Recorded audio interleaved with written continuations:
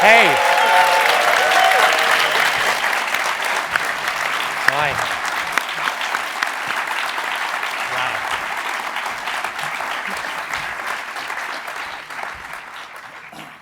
Wow. Yeah.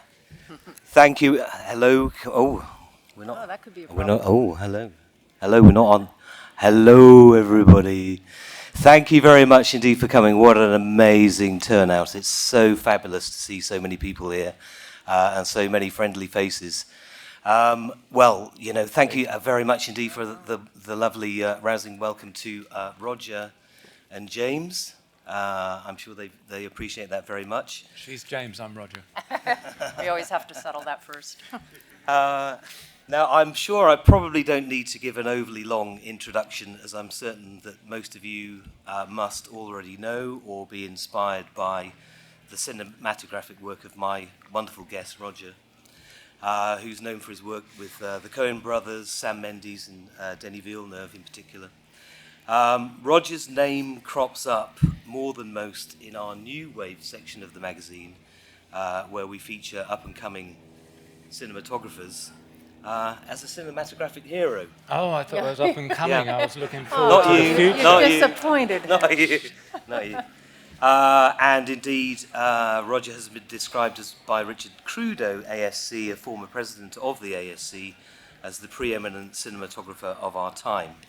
But what you might not know is the hugely important role that James, Roger's wife, plays in making sure that everything goes according to plan. We'll be finding out more about that in due course. So welcome, Roger and James. I think you've had a chance to have a look around the show. Have you? Your impressions of the show? A little bit. It's great. I mean, I didn't have much chance to see much, so I'm going to go out there in a minute and hopefully be able to concentrate on the equipment. Yeah. Although we did see you come in with Franz from Harry, who's in the audience. Hi, Franz. Franz is my hero. Yeah, and of course you have a long-standing relationship with Franz and Harry as well. So that's wonderful to see. From film to digital to the future. Yeah. And you're over here working on a film. Can you tell us anything about that? It's called 1917. And that's it. That's all we're allowed to say. We promise not to tell. You can tell us here. We won't. No, it's being directed by Sam Mendes, who obviously I worked with 3 times before, so I'm really glad to be back working with him again. Yeah. So it's really exciting and terrifying. So there we go.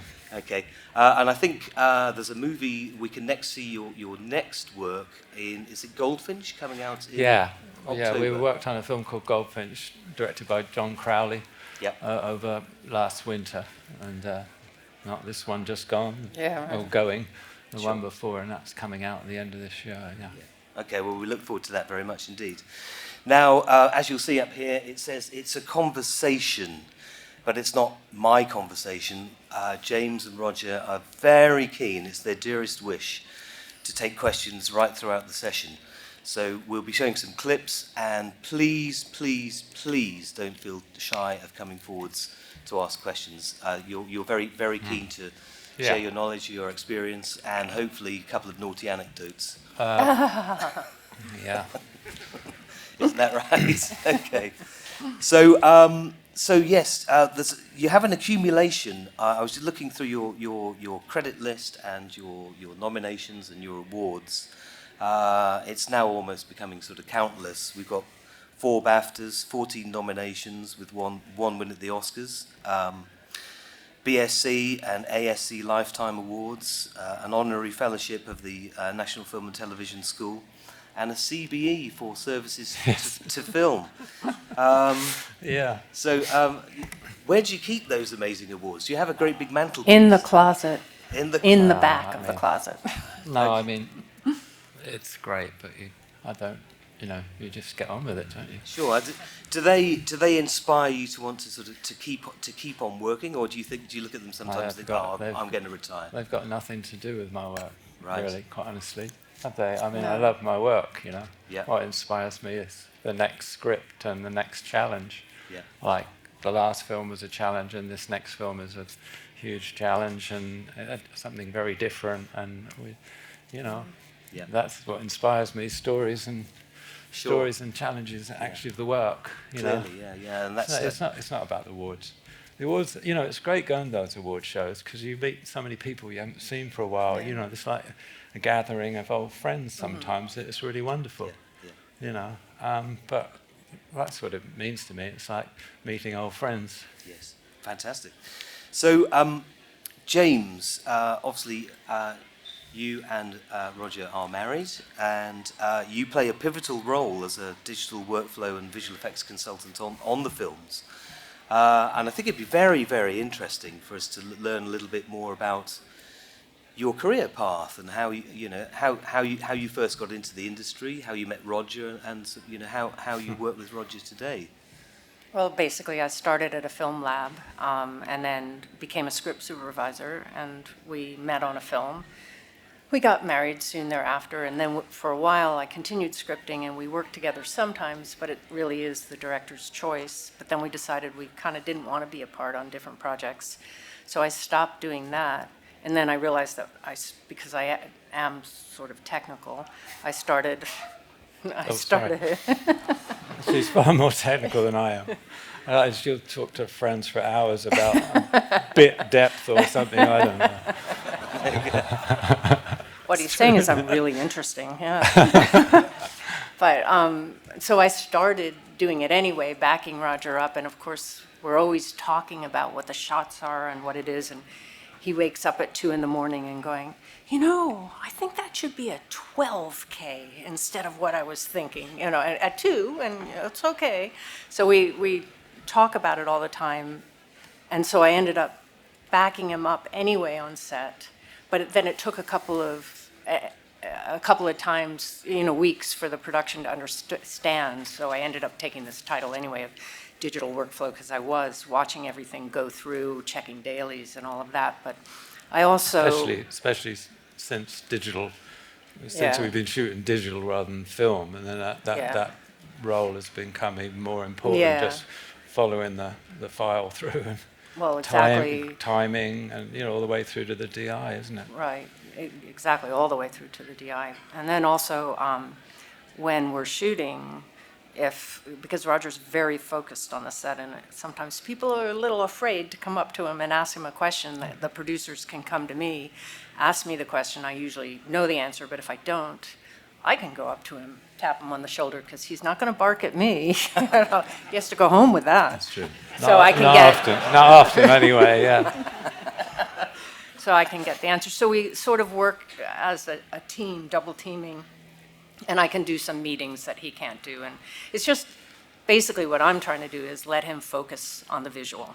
But I mean, you're the one that sees dailies in the morning now. I don't. I go to set, and you usually watch the dailies, come back, give me information, or you talk to the timer, having seen what we're shooting and knowing what I was after. Sometimes you sort of, you time it basically, or talk to the timer and say, no, he really wants it this, this adjustment, whatever. Yeah.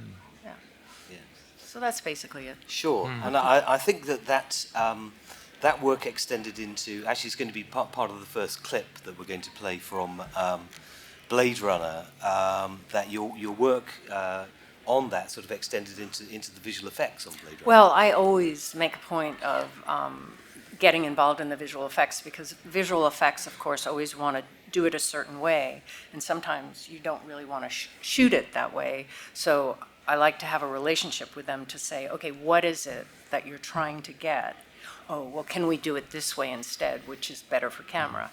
So I think it's really important to have that conversation. Yeah, the thing is, on Bladerunner, it was like it went. There was so much post and so much visual effects work on it, and Denny basically wanted us involved all the way through to the end.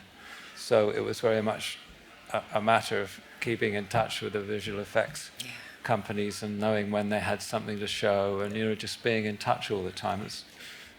And talking about what their problem was, because sometimes it was a problem that we could fix in the DI. Sure. So let's just give it to us and don't worry about it. So I mean, I think James said it really is like tag team, Sure. Yeah. the dual power force, we might say. So that's a neat segue into our first clip. Actually, I think we're going to show a clip from Blade Runner 2049. Please feel free after the clip to put your hand up and ask any questions, because, as I said earlier on, Roger and James are very keen, eager, and to discuss any questions. So please don't feel shy of coming forwards. So before we show the clip, what I'd love to do, Roger, is, rather than going into any technicalities, is whether you could set the sort of scene for us as to sort of where we are, what's happening to the characters, and then when we play it back without the audio, then we can get into some of the technicalities. Yeah, I mean, it would be a really long explanation of how you could get the point of, I think, the clip that's being shown, because, especially with Denis, who we worked with, was it 3 times now? Yeah. We spent literally months talking through the script, Yeah. and then storyboarding the whole film, and then gradually analysing the characters, and really kind of figuring a way to create this world that he wanted, So this clip is, I think it's right saying it's an introduction of this main character, Wallace. Yeah. Yes. And I wanted to create a world that was the antithesis of what the exterior was. There was this guy who, this guy is living in a world with a pond, and he's got fish in his pond and stuff, and outside is this barren. It's falling apart, Smog. So I wanted to do that with colour and just a sense of light. He's created his own sunlight. I thought, what would you do if you could do everything you wanted, and the world outside was this miserable grey world that was actually based on, China and smog. We used a lot of references from that sort of idea. So the interior, I just wanted to contrast that. It was all about moving light. So then it was, a long time trying to figure out how to do it, really. Also, I think you picked up on a clever irony that Wallace is, he can't see. He's blind. Exactly, yeah. He's blind, and he's got Which this is, exactly, as a sort of irony to this, he's created this wonderful, but he can sense it, you see. Sure. So, yes, could we, are we ready to play the Blade Runner clip? That would be marvellous. And then, obviously, repeat it again with the audio off. Thank you.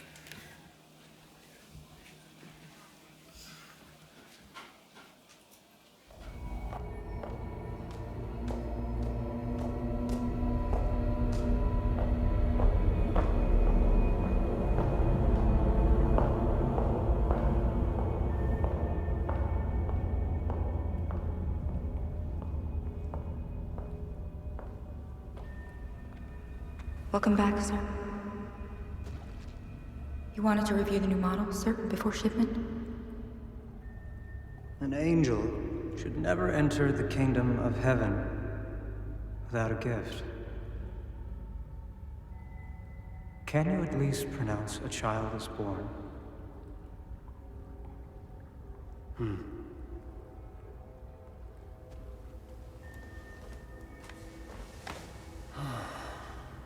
A new model.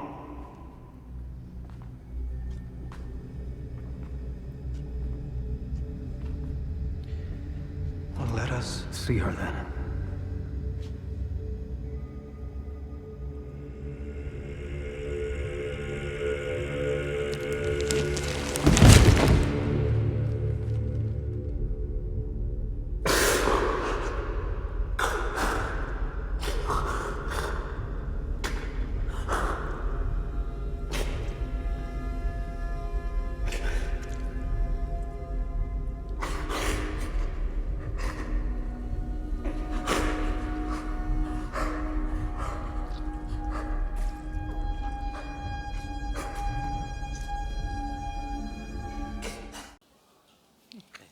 Thank you. Wasn't it?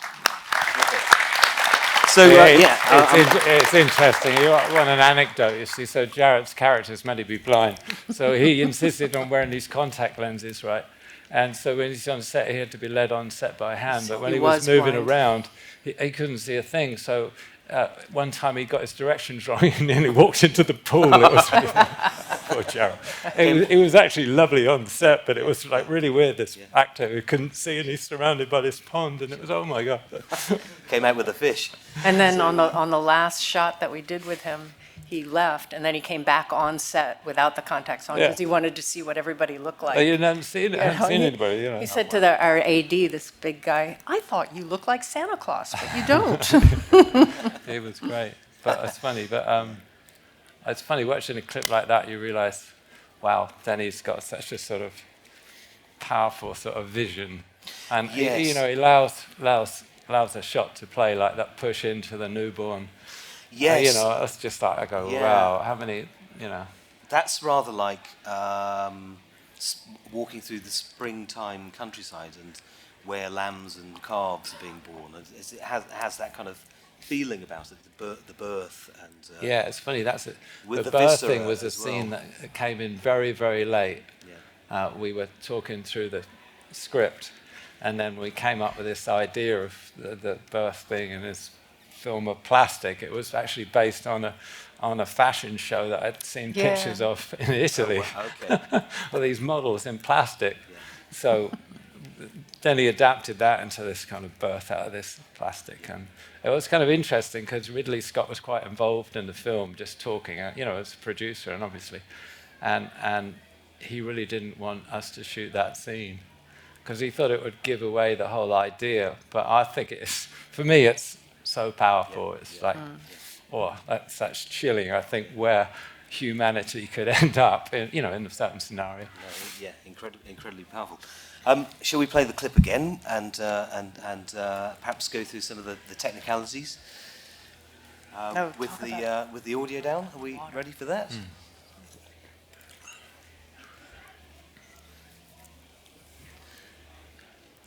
So yeah, it's like I was saying, so the motif of water. You know, when Denny's idea was to have this sort of office set with the pool, you know, surrounded by water there. Then I thought of the kind of water effect on the stairwell, because it's meant to be underneath this. And then I wanted this to feel like moving sunlight. It really annoys me because I can see every damn light.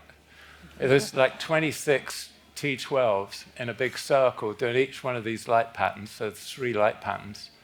And the lights are just fading off. So there's only like 5 on at any time, but the middle ones are on full and they fade off to the edges, and it sort of goes around like a chase. But you can see each light, I can see each light moving. It's not a perfect shadow, so I was really pissed with that. But no, but I spent a couple of weeks trying to get this right and changing the diffusion and taking the diffusion further from the lights. But the stage height wasn't enough to get the effect properly. I needed more height, so I was a bit, anyway. And again, you know, something like this. Dennis Gassner, Denny and I spent a long time discussing the look of this set, and we looked at a lot of our architectural references of concrete sort of brutalist buildings to get this. And I was particularly struck by the work of a guy called Tyrell, who's a familiar name with the first film, but it's artist Tyrell, who designs these the way lights come into certain spaces, really beautiful work. So, you know, you pick up things that the idea of the birthing with the girl it looks like honey, that liquid, but we looked at some fashion shots where a photographer photographed these models covered in honey. So it just, you know, you get inspiration from all these strange places. It's really interesting. That's a very interesting insight, because I do wonder where you get your inspirations from. Well, it's not mine, it was just Denny and I just... You know, we swap images and talk. We in a hotel room in Montreal for like 2 months. A couple of months doing storyboards and just crossing ideas and looking up things on the internet. And and it actually was a lot of fun because we were building a world. So would they have newspapers? You know, it was a lot of that back and forth. Yeah, it's really fun. And the other scene in this set, so that was like 3 circles of 26 T12s at about 50 feet, I guess. I think, 40 feet because the stage... No, it was 50 feet because the stage was about 58 feature the reds. And then there's a night scene in the same set. And, well, it's, how do you know night or day? Really, it's not night or day. But I wanted it to feel like one was day and one was night. And so the second scene, I don't know if you ever see it, there's 2 circles of lights. And there's a total of 280 betweenies all in a row. And they're basically doing the same thing. The light's chasing around this circle. And you know, so I kind of love creating like what are really, in essence, a big practical light, you know? Sure. But obviously you use film lights to do it, but it's kind of fun. Because that one also, they thought they were going to paint out. But then when we actually saw Yeah. it in dailies, it looks so wonderful So to see that light effects, going you see it in around. one wide shot and they painted it as a stripe of light. So Yeah. it just feels like this, you know, light just floating in space. It's just circling around. Yeah, I recall that shot as well, particularly.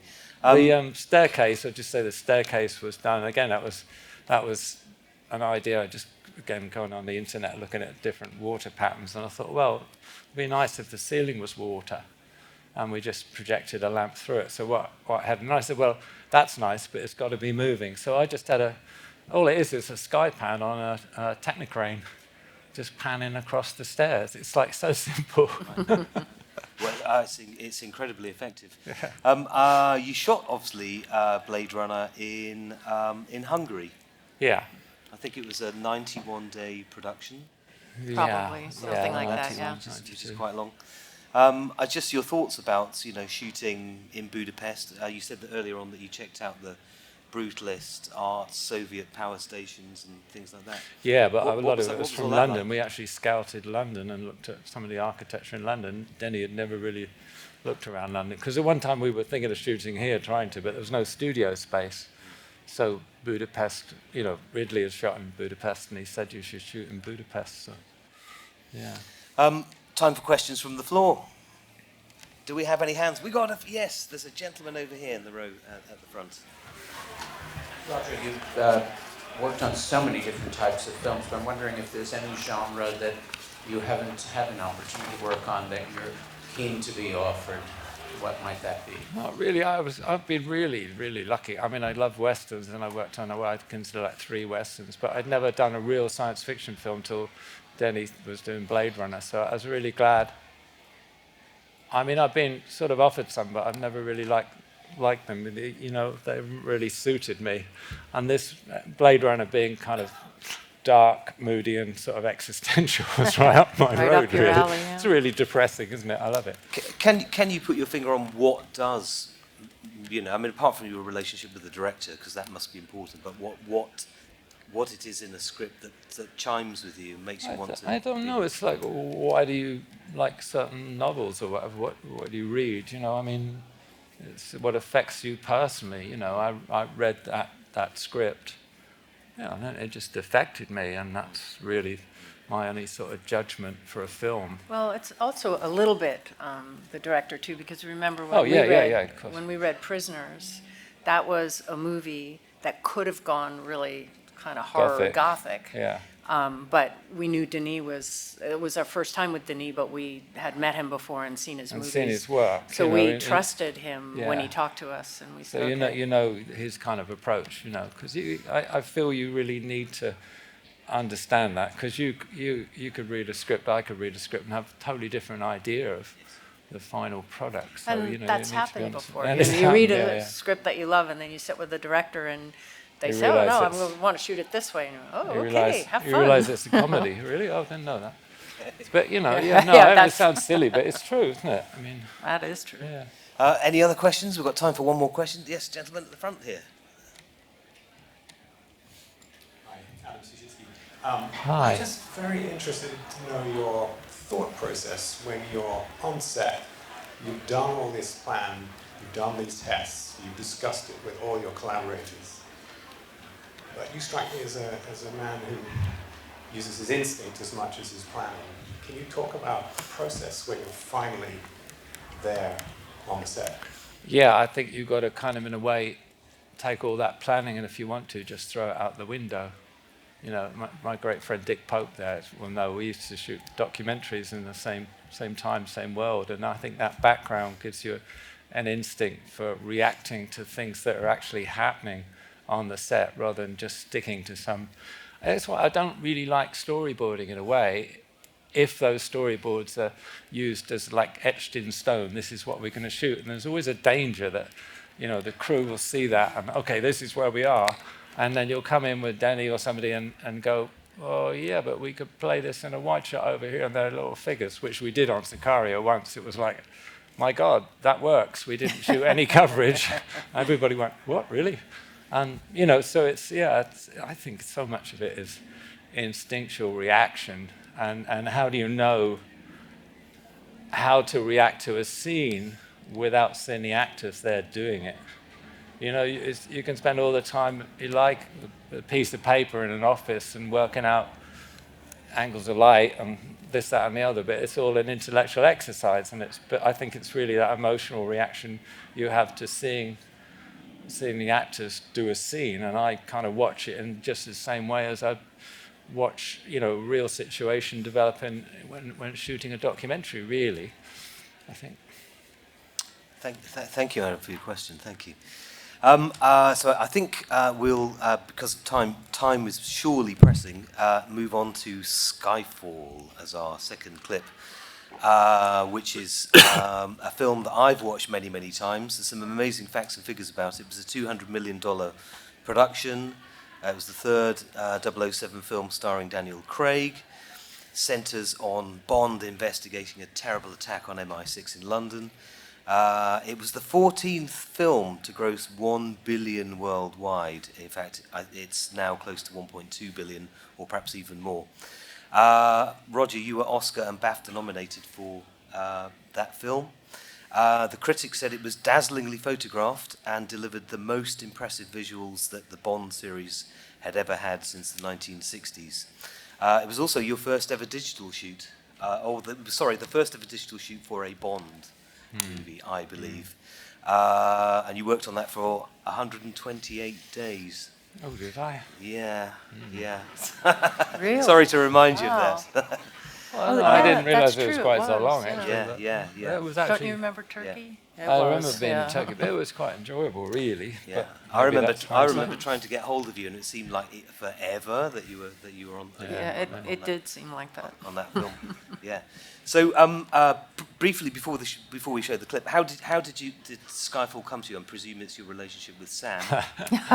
All right. And you I'll couldn't be quite say honest. no. No, well, is I good. could, you see, because, I worked with him, obviously, on Jarhead and Revolutionary Road and had a really great experience with him, you know, and then he rang me up.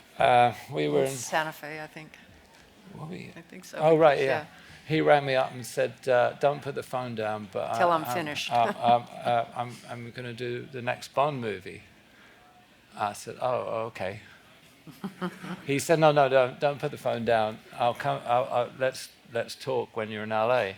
So we went for a walk on the beach in Santa Monica, and he just convinced me with the kind of approach he was going to take to it that, you know, I didn't want to do an action, you know, sort of film. I've not really ever done one, and you know, I didn't want to do a multi-camera shoot. I don't like that way of working. I like working in a very personal way, you know, with a camera tight to me, you know. That was actually a bit of a shock to the Bond people, too. Yeah, and One Sam camera? said, you know, no, we're going to shoot it like we shot Jarhead or we shot Rev Road. I mean, there's plenty of scenes there that we've got multiple cameras, but, you know, you do certain things for certain reasons, but generally it was a single camera shoot, and it was really a character study, so that really pulled me in, yeah.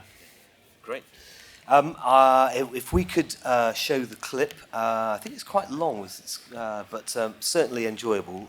Some amazing stuff that's going on. I think if we just sort of set the scene, Bond I could is. talk over it if you want. Should we have Roger talk over this clip? Why not? Why not? If we play it back without the sound. Bond is pursuing a baddie, isn't he, in Shanghai? And then later we see him having... He's pursuing a baddie actually in the 007 stage at Pine. Oh, yes. Oh, sorry, I didn't want to give it away. And then he has a romantic shave in his bedroom, and then he goes into the casino in. I see all that. Okay. Well, we went through the beginning of so, the casino. Yeah. So yeah, if we could play the clip without the sound, that would be absolutely marvellous. Thank you.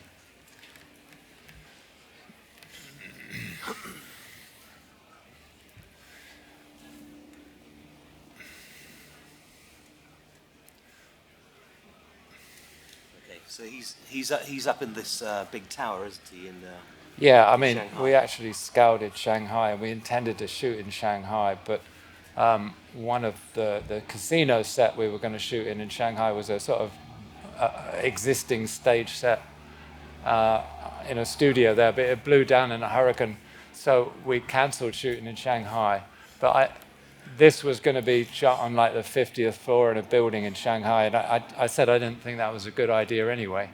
And I talked to Dennis Gassner, the designer, and I said, well, can't we do it in the 007 stage, which we had? And so we came up with this scenario and talked to production about just doing it as a stage set, which allowed us to do all this thing with the glass walls. And, you would never have found a location with this amount, this sort of kind of architecture, really, and certainly not in somewhere you could elicit. This is a funny story about the jellyfish. We made a model of the set and had a little laptop projecting like what the LED screen was having, and the art department had this jellyfish footage from somewhere. I don't know why. They just grabbed it off the internet. And when they asked us, what do you really want on the screen, Sam and I looked at each other and said, well, it's jellyfish, isn't it? And they said, well, why jellyfish? Hey. Why not? It looks great, doesn't it? So I thought it worked so cool. And so, I mean, I guess it's easy now to get these great big LED screens, but we were limited in having them for like a week because they were out on kind of rock shows and stuff. So this was kind of that screen, it was a really hard one to get with that kind of definition, that pixel size, whatever.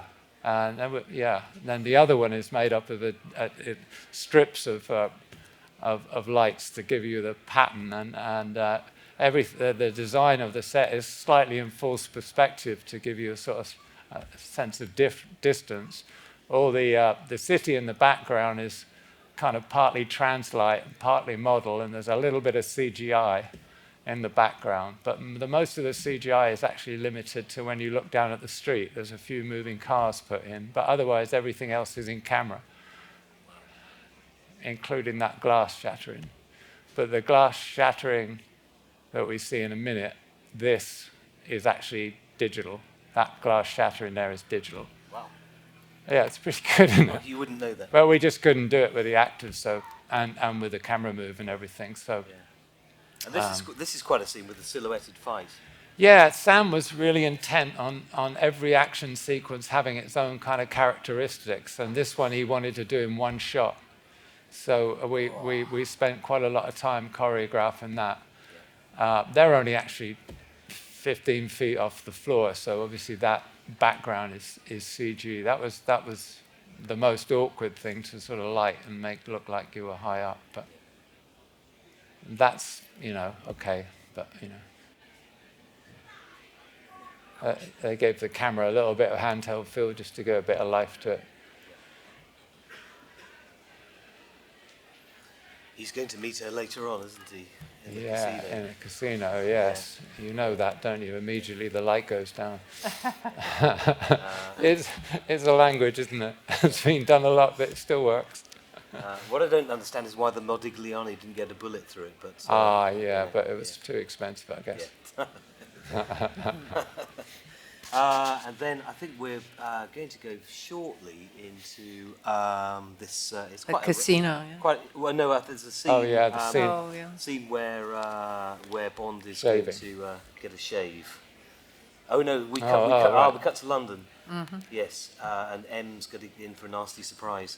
One of the things was that I think I remember talking to you. It has lots of different scenarios: Victorian London, modern London, Shanghai, and you wanted to capture, a lot of those different feelings within the movie and bring colour to it. That was what was great at doing it just technically, creatively, technically, I suppose, is that there were so many situations you could give its own, character to, M's cozy little house compared with where she works in, and then the sort of the gloss and colour of Shanghai as opposed to sort of the London sewers and stuff, so it was great. Yeah. I mean, I did a huge amount of it with practicals. Here we go. This is all lit with 40-watt bulbs. This is Bond's hotel room, isn't it? Yes, meant to be in Macau, yeah. I mean, most of it is the practicals you see in shot, but behind like the trace screens, I just had batten strips with, maybe 4 or 5 40-watt bulbs dimmed down, just giving a sort of soft source off camera. I mean, actually, a lot of this is very few traditional film lights used.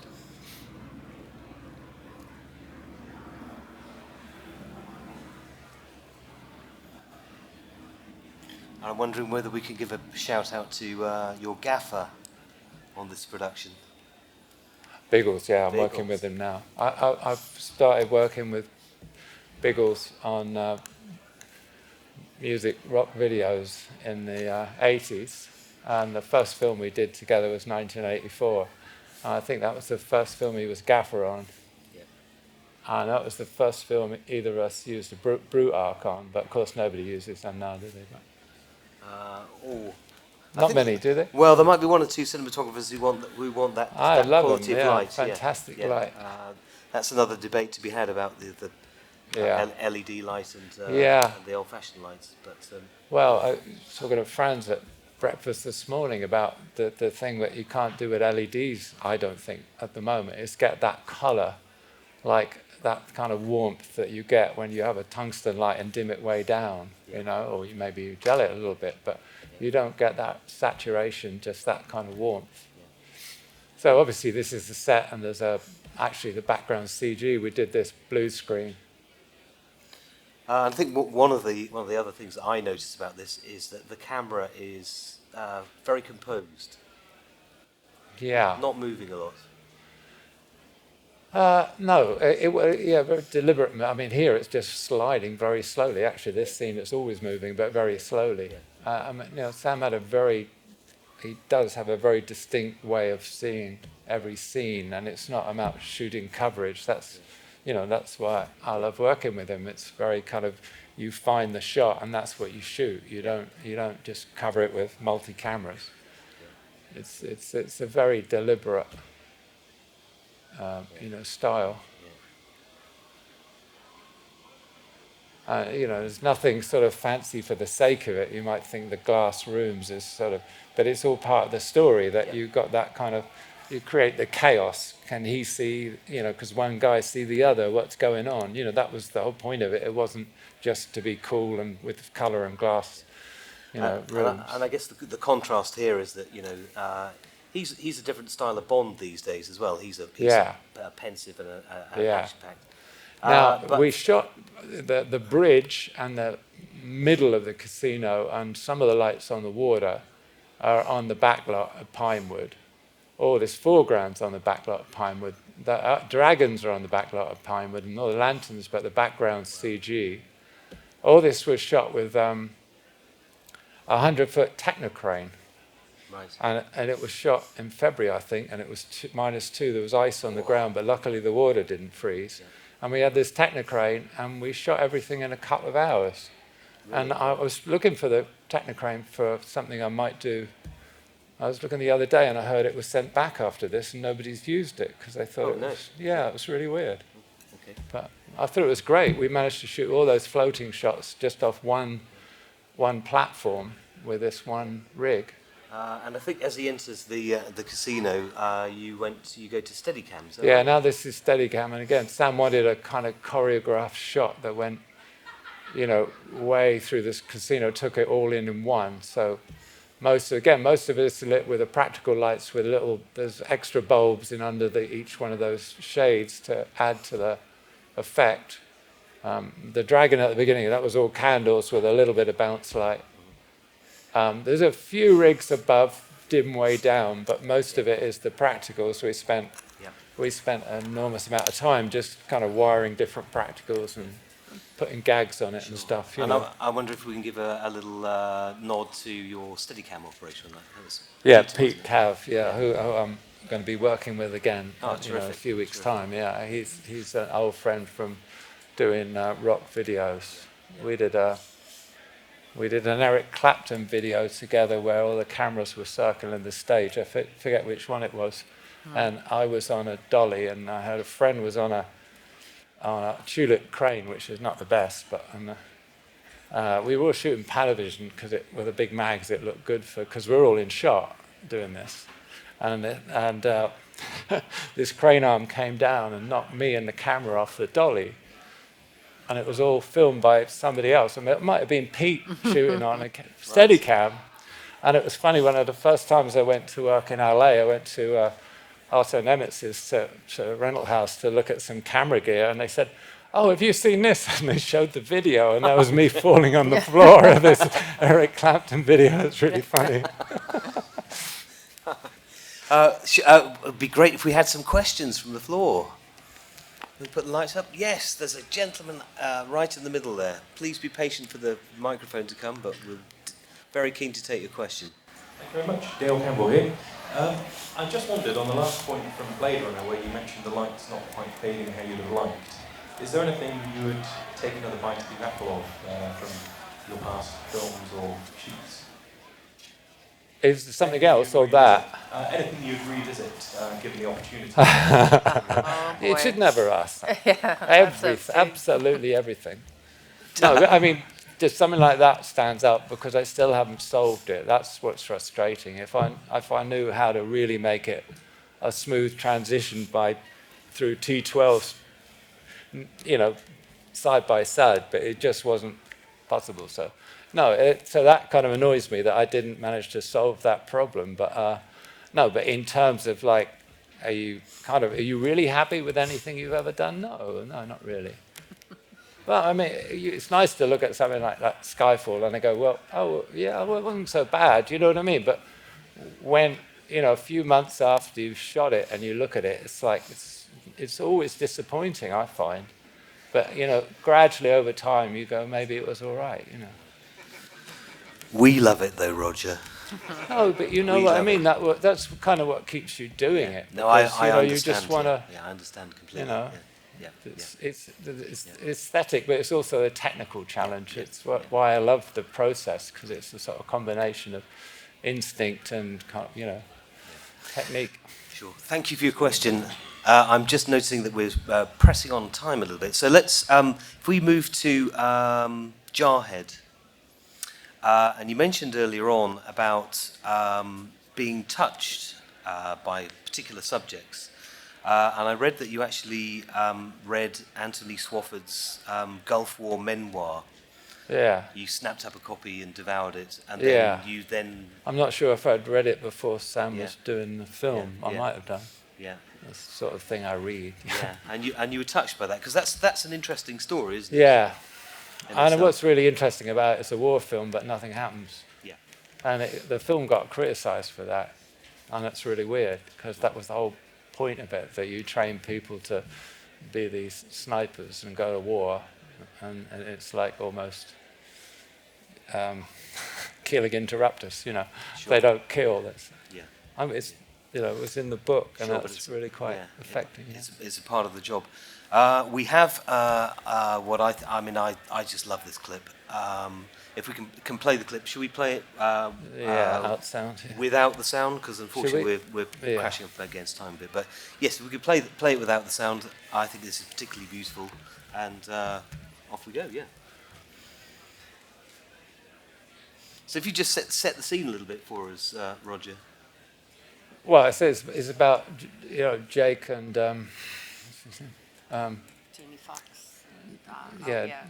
Jake and Peter Skarsgård are snipers, trained snipers, and Jamie's their platoon sergeant. As the war, in Kuwait. This is the Kuwaiti oil fires. earlier there's a scene which is the highway of death, and at this point now they're walking into the actual oil fires. We shot the whole film handheld. There's one crane shot at sunset where they're sitting watching the sunset. All this is handheld. It's all kind of made up with the actors at the moment. Nothing's really storyboarded. Obviously, in this situation, the oil fires are CG, but what's hitting them is real. Not oil, but it's it's actually happening. This we actually shot on a patch of the desert where we had put up smoke to cut the sunlight out.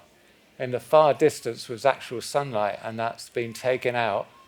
There were a couple of these fires there, but we shot a number of we shot elements, we created oil fire and shot elements to go in the back of these.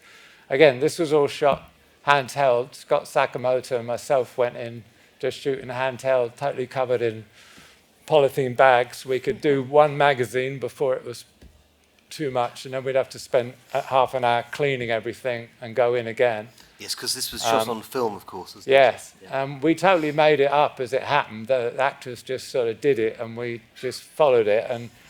And Scott would follow one character, and I'd follow another, and then maybe we'd swap or whatever. And we did it maybe 5 or 6 times, and that was it. So all the falling oil is actually vegetable oil that they rigged. This was done in stage 11 at Universal. We were going to shoot it outside, and I said I really needed smoke to make the effect work. There were no flames on stage. These were columns of light bulbs. They were 500-watt mushroom bulbs dim way down in a sort of column the size of the fire you see, and they would obviously replace digitally with a flame. But otherwise, all that is created just by the atmosphere and by these kind of towers of practical lights. Again, it's all handheld. We would just block the scene roughly with the actors, and Sam said, I think you should just shoot it and we'll see what happens and then work on it like that. So basically, I'd often shoot without a rehearsal and just get in there and do it, which was really fun. It was really great. I mean, I really had such a great time doing this, just because of that, really. It was like kind of taking, my documentary experience and kind of, having that freedom with a camera was great. We were also working with a really great visual effects supervisor from ILM. That was fantastic. Brilliant. Yeah. How in depth was that the conversation with the visual effects team? Well, he was there most of the time on set, and the thing, he was great because he said, "Okay, you don't need to do anything." I mean, basically, we painted a cyc around the stage, grey, and some of the sand dunes you see are actually part of that painting. And some of it was like a cutout, and the light would be behind it on the stand. So the cutout on the atmosphere, like that there, made you feel like it had dimension that it didn't really have. And Pablo, the effects guy, put in a little bit of smoke, and I say just replace the lights with the flame, which is something we shot in the desert at night. We created. Then there's my favourite bit of the film. This is actually probably is my favourite film. Actually, I think it's my best work as well. Actually, and I'll say that I do actually. Yeah, and we had this horse. This is my favourite scene I've ever shot, actually. Yeah, I think this the scene with the horse is incredibly moving. And it comes out of a reference that Sam had found with a horse, and some pictures that reference and the idea. So the horse was trained to just walk slowly towards the trainer who was off camera to the left. And we just shot a rehearsal, and Jake just came in. And how my focus point Andy Harris got this, I don't know. Was this one take? Yeah, I was going round. There's a cut in it, but I went round to get Jake's close-up. We might have shot it twice, but I kind of think that eye there, how do you get that? I just think that's a piece of focus pulling. It's really quite brilliant. I mean, I was shooting at 2, probably. Sure. Yeah. That's just because Andy's brilliant. It's great, yeah. I mean, it's brilliant. I just love the feeling of that. I don't know. Some things move you and you don't know why. You know what I mean? It's not. Well, well, it's an amazing scene, isn't it? He's dragging a dead body. It's the juxtaposition of the ideas. And then the life and the innocence of the horse is incredibly powerful. Yeah. I think if we don't mind, do we have a question from the floor? Oh, hands are shooting up. There's a gentleman over here. Oh, and perhaps if we could start with Billy at the front here, that would be absolutely amazing. Uh-oh. This could be a hard one, Raj. Yeah. Not technical. Billy Williams. I think it's wonderful, Roger, that you're sharing your inner thoughts and your experience Thank you. about how you achieve these wonderful images. Thanks, and I Billy. think it's good that you say that so often today one works with storyboards, but that when you get the actors on the set, you're free to change your mind and recompose according to what the actors bring to the scene. Now, you already worked with in film, and mainly now you're working in digital. And I wonder how you work with actors and how you manage to create the character, and with the placement of light, direction of light, and so on. And when you're working with older actors who are perhaps 25, 40, or one to look 25, is how you go about it with the light and the diffusion to create that, because generally the impression is that film is kinder to close-ups and digital.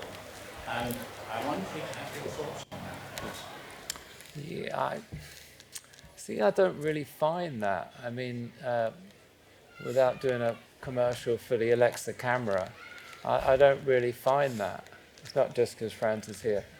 I really love that camera. I mean, it actually, for me, it's more what my eye sees than film even. I mean, I love film, don't get me wrong, but I don't really see that problem. Yes, it has that definition, and you can see probably more imperfections if you're not very careful. But I mean, like on Skyfall, I mean, maybe.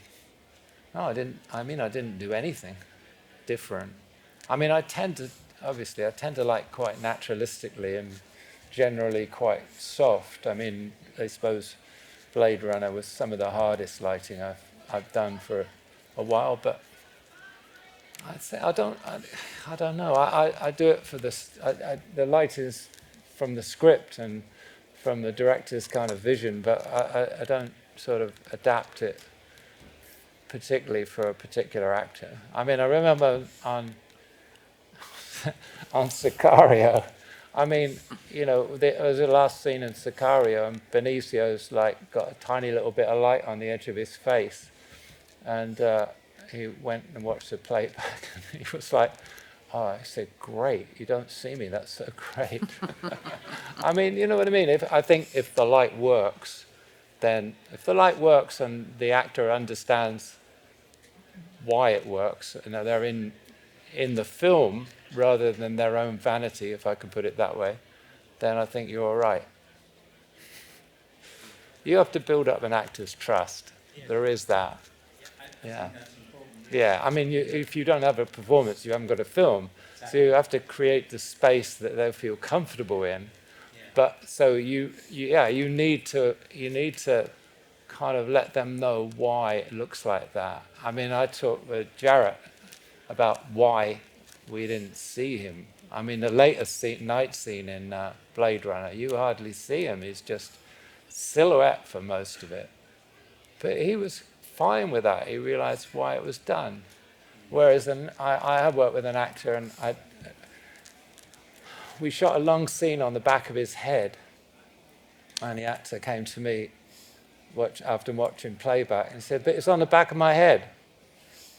I didn't know what to say. That was our choice was to shoot the back of his head. I thought it was quite moving, but I mean, I don't know. You know what I mean? But another thing too, Raj, that you say is because you operate, you're always close to the it helps, the actors, so you develop that kind of relationship right away with them. Yeah, I wouldn't say I never got in trouble. I have. Yeah. But no, I have. But Yeah, I know. you know, generally it's been all right. Yeah. Thank you, Billy. There was a gentleman here who I did promise that we would let him have a question. If you can, there's over here, a gentleman just on that row. Thank you for this. Hi, pleasure. Well, my question, I thought of several questions, so I might just ask one of them. We saw a lot of your work with, the colour black and the contrast between light and dark. That sort of. So I was trying to describe, thinking about your position in cinematographers as relation to, in painters, where I think you really like Caravaggio, who plays, a lot of shadow and highlight. Is that something? Perhaps you were trained, that's something you prefer. There are certain cinematographers willing to shoot a flatter sort of image. And also, do you think that might be something, I think this scene requires, dramatic setup? Or do you just prefer that sort of manipulation between shadow and light? I wouldn't say Caravaggio is my favourite painter. Edward Munch's my favourite painter for many reasons. I don't really. I think you get light comes from everywhere from the natural world. Really, I don't really take it as a sort of from a painting. I take it from all the images I've ever seen and the sunsets I've seen or sunrises when I go out fishing in the morning on the ocean, and it's all that. It's not. I don't look at Caravaggio or Rembrandt and say, well, I'm going to light it like that. I don't know, it comes from your experience, what you've seen and the script, I think. But yeah, the painters I really admire, you wouldn't say that they don't light in a naturalistic way. I mean, Edward Munch, no, but he inspires me because of his compositions.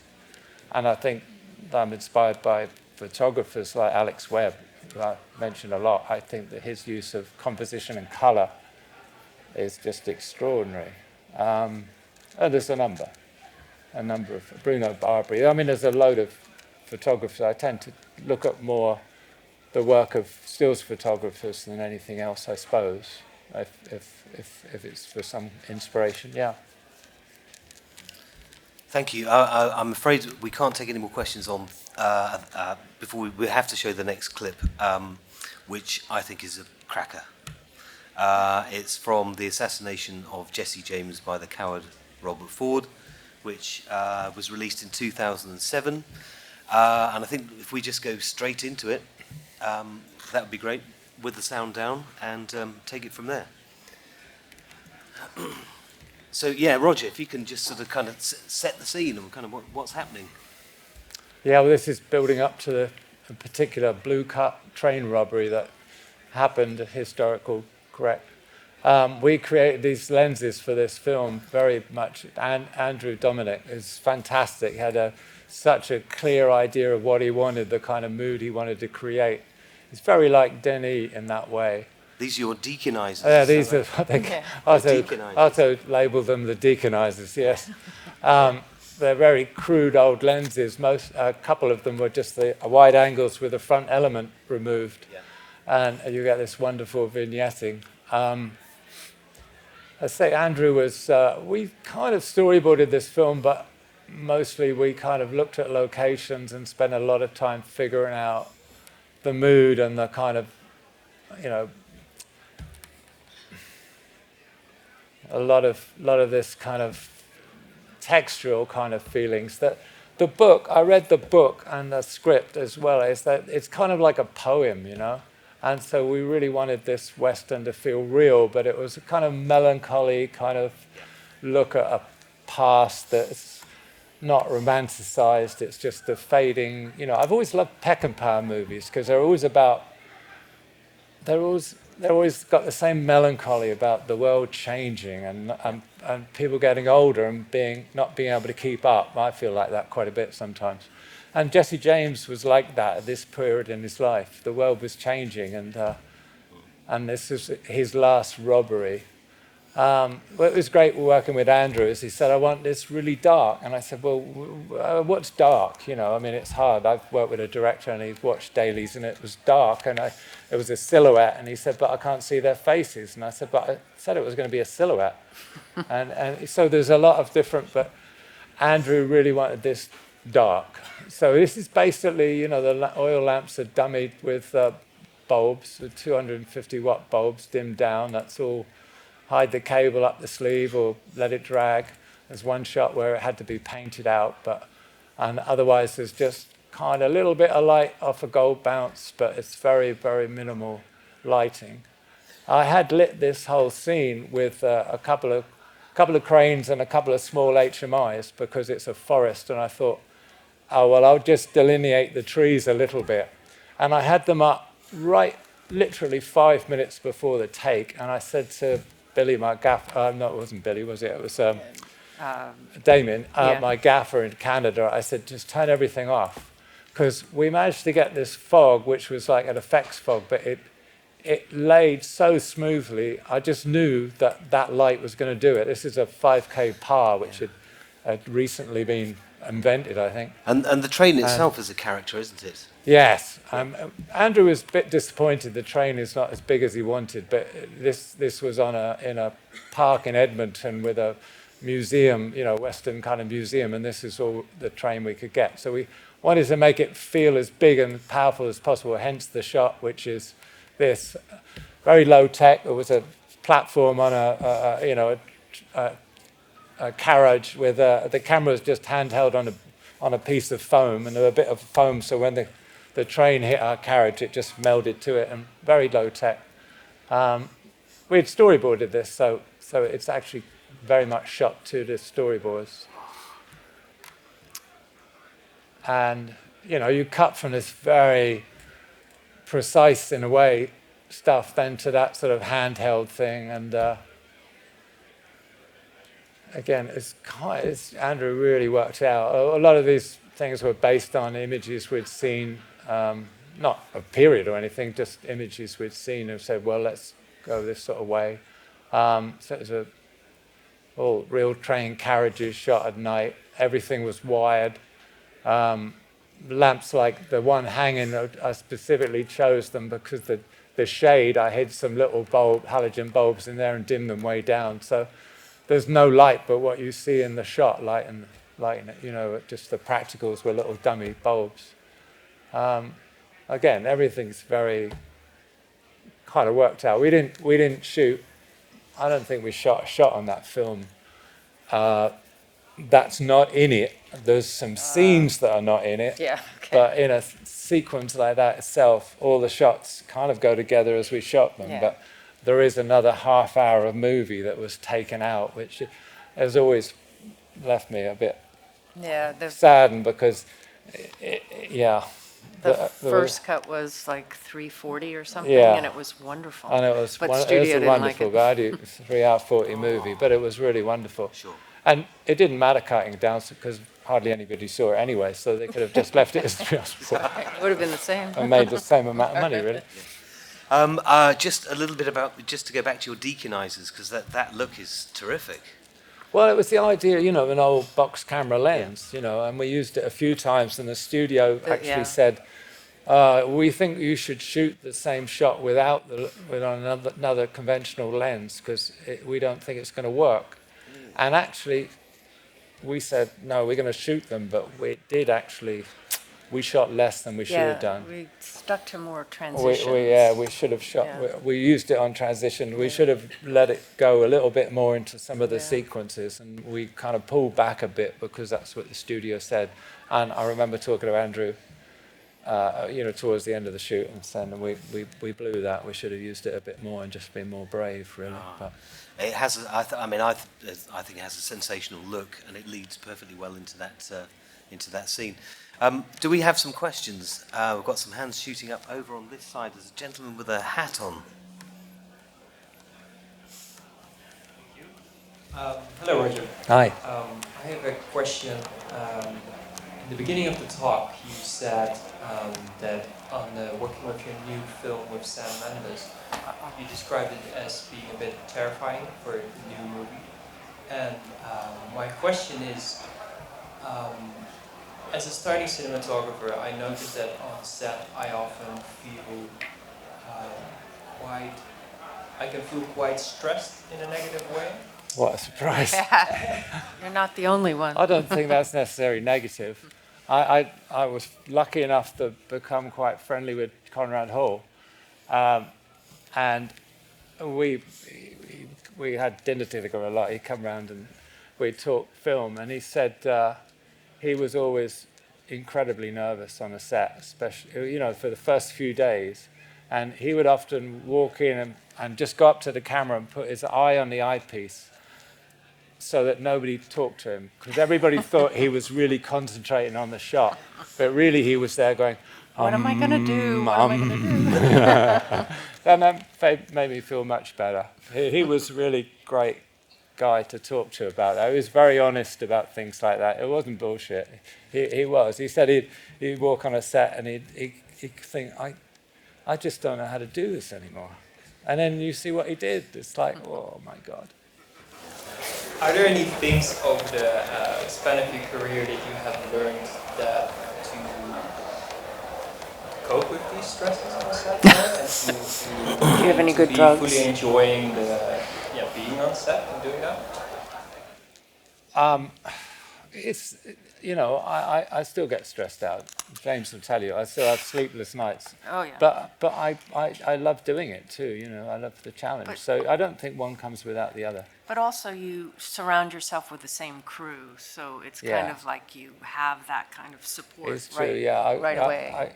It's key people now, even, you know, now there's a couple of guys coming over from America, you know, that I work with regularly, and that my guys here I've worked with on Skyfall and stuff. So, you know, familiarity and friends, you know, and that really makes it a lot more comfortable, really. We have a question over here from a gentleman with a cap on. Hello. I would like to ask, coming from a documentary background and very much in the framing and working with the natural light that was there, and then taking that into your filmmaking, in terms of that transition and going on to big feature films, dramatic sets, how did you make that transition technically? Did you work with a really strong gaffer, and how much do you rely on the gaffer to figure out the technical aspect of it sometimes? Especially at the beginning of your career, when you came fresh from documentary. Well, I mean, in England, we did like the first 15 films I did, all but one were with Biggles, John Higgins, the gaffer I'm working with now. And he hadn't gaffed a film before he worked with me on 1984. I mean, he's kind of experienced electrician, but so we kind of learnt together, really. I mean, I think you learn just by doing it. I mean, I remember reading an article about making a Chinatown, shot by John Alonzo, and he said he'd been, you know, his experience had been documentaries really up to that time, and, you know, low budget stuff. And he said he had this big set of this, you know, the house that he had to light. And he said, you know, only way he figured to light it is how he would light a documentary. So he got all these batten strips of bulbs and put them up above the windows and taped diffusion around them and did it like that. And he said the crew in Hollywood were aghast because there was hardly a traditional film light on the set. So, you know, that's how he developed into a great features cameraman.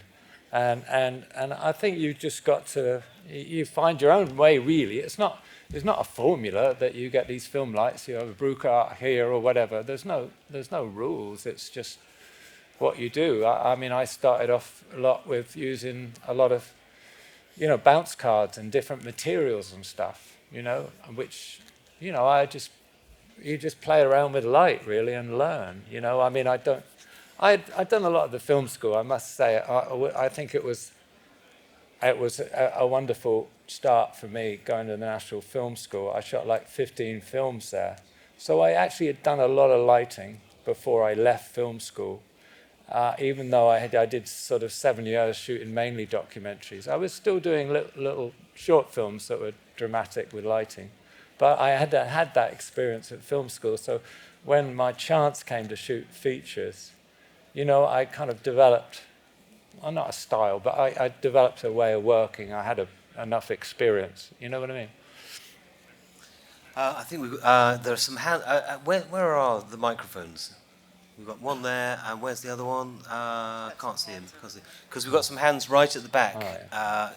If you were able to take up the microphone, thank you for standing at the back.